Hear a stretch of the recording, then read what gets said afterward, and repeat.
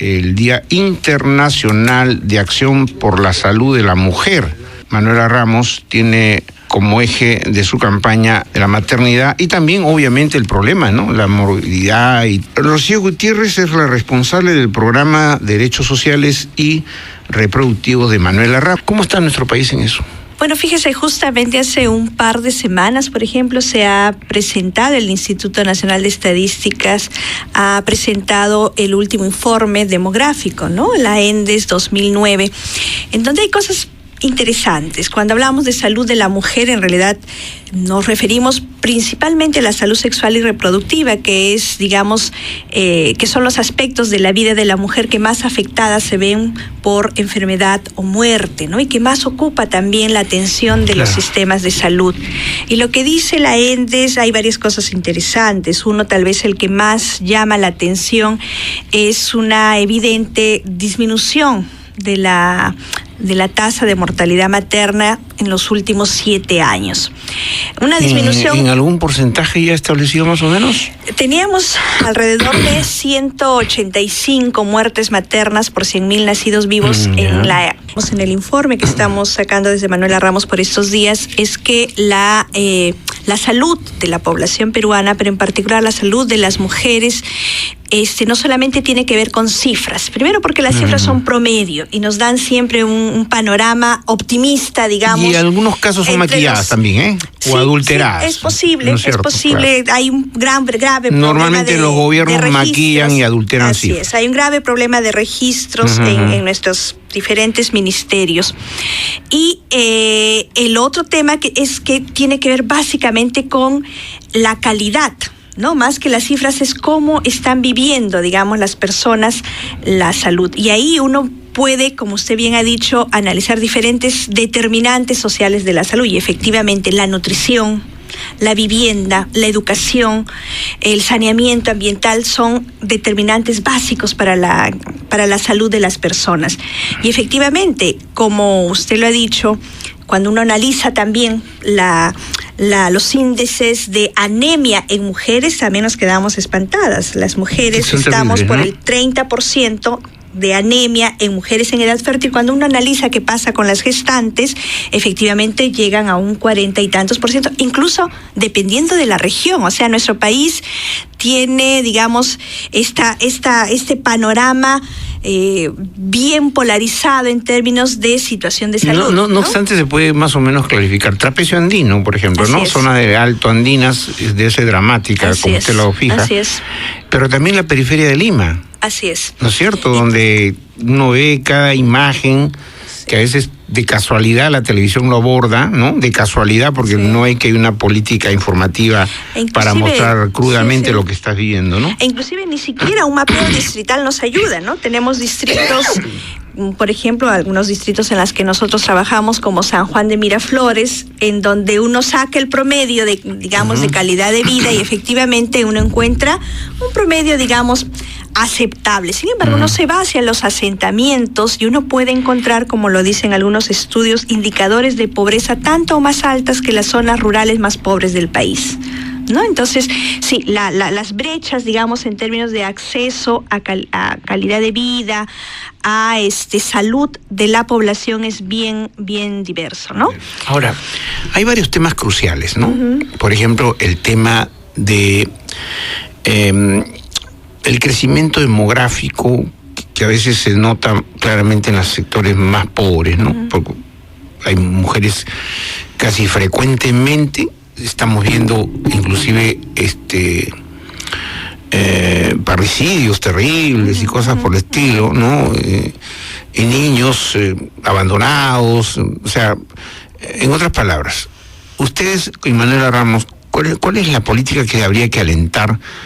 No para tener un control, ¿cómo se dice?, de la natalidad de manera perversa como lo hizo Fujimori, ¿no? A la fuerza, así, ¿no? Sino planificado, correcto, informado, ¿no? Ese tema, ¿cómo lo abordan ustedes? En realidad, Fíjese que no hay soluciones mágicas, hay cosas que ya están estudiadas a nivel mundial, hay organismos. El diagnóstico está claro. El diagnóstico está claro y lo que hay que hacer también está claro. Lo que falta es que hay que hacerlo, hay que implementar las políticas. Pero tiene que ver con la política de Estado. Así es. Y tiene que ver, por ejemplo, respecto a políticas de población, tiene que ser una política de población y de salud basada en derechos. O sea, no es solamente, no basada en cuántos hijos deben tener las mujeres, sino en que las mujeres sean capaces de tener los hijos que desean tener. Y en ese sentido, efectivamente, los deseos reproductivos de las mujeres han variado en las últimas décadas. Hoy las mujeres, en general, aún en zonas rurales, desean tener menos hijos de los que realmente tienen. Ya. Pero hay dos problemas que yo quisiera abordar con usted. En primer lugar, este dramático y casi cotidiano, valga la redundancia, problema que se presenta en los colegios cuando las jovencitas adolescentes o niñas adolescentes, digo yo, terminan embarazadas y el número es cada vez más creciente. Así es. Y lo primero que hacen los maestros o los responsables de educación es casi crearles ponerles una calidad de proscritas, ¿no? Es decir, son niñas de mala conducta, dicen, van a dar mal ejemplo, ¿no? Entonces estas niñas son retiradas de la escuela, truncan su formación educativa y su porvenir. De eso hay mucho, ¿no? Así es. Y vinculo esta pregunta con la anterior, que es sobre qué se debe hacer, ¿no? Y decía, las recetas, digamos, las propuestas de políticas públicas para mejorar la calidad de vida y la salud de las mujeres está estudiada. Planificación familiar. Está visto que la planificación familiar es una estrategia fundamental para disminuir los embarazos no deseados, por lo tanto, los abortos complicados e inseguros, por lo tanto, la muerte materna. Ese es un tema importantísimo. Educación sexual integral en las escuelas, como parte de una política pública. ¿No hay en los colegios educación sexual integral? En la práctica no la hay. Es decir... Porque no hay muchos expertos, digamos. Es decir, los profesores no están suficientemente capacitados, claro.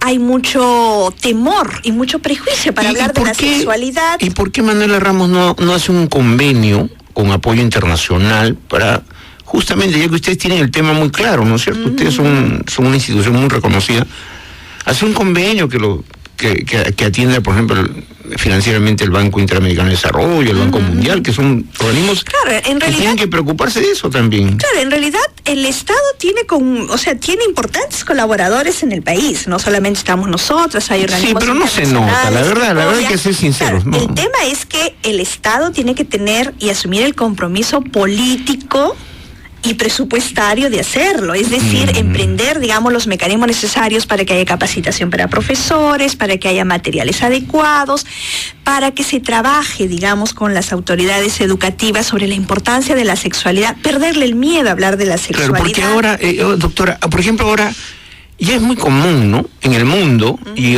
ahora incluso en nuestra sociedad, que antes era una sociedad prejuiciosa, ¿no?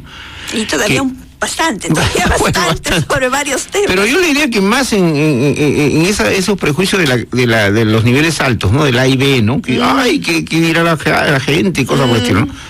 Pero ya la actividad sexual de los adolescentes es ahora más que antes. Yo la iniciación sexual es mucho más temprana, decididamente. Claro, más temprana, ¿no? Entonces habría que ver cómo cuidarse. Y a contraposición de eso, la iniciación es más temprana, menos informada y menos protegida frente a las consecuencias. En algunos países, en Europa en particular, por ejemplo, una chica adolescente sale a una fiesta, ¿no? Y no es al chico, sino a la chica, los padres le dicen, ¿estás llevando tu preservativo? O sea, le dicen, yo he visto ejemplos concretos, ¿no? Entonces, por si acaso, ¿no?, te llenas de entusiasmo, por lo menos ya tienes para darle al chico, oye, cuídate, ¿no? Y entonces no termina embarazada. Y eso pasa por varios temas. Fíjese que hay un tema que es crucial, que está viviendo el país y sobre el cual todavía no hay solución. Nosotros tenemos un código penal que sanciona de alguna manera las relaciones sexuales de menores, es decir, todo menor de 18 años que tenga relaciones sexuales puede ser sancionado, él o la pareja, delincuente, como un agresor sexual. ¿Eso qué está significando? Eso está significando que se desaliente, por ejemplo, en los servicios de salud a proveer información sobre anticoncepción, a proveer anticonceptivos. Pero ustedes son de la idea de que se cambie la legislación en ese sentido. De hecho, en este punto es muy represivo, es ¿no? muy represivo y está generando consecuencias importantísimas. O sea, los adolescentes tienen miedo